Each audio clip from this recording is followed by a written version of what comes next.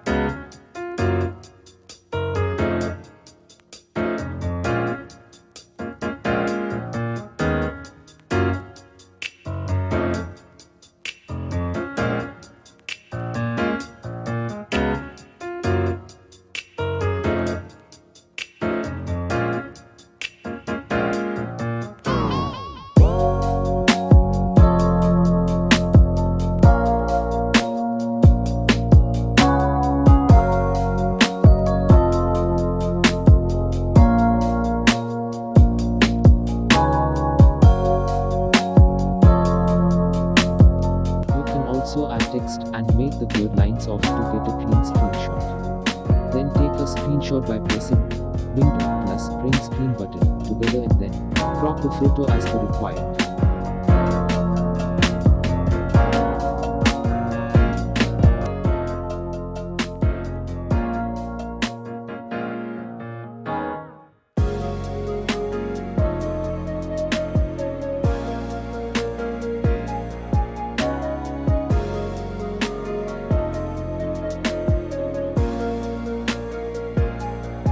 Here are some examples of logos that I have made. By practicing, you can try out new logos.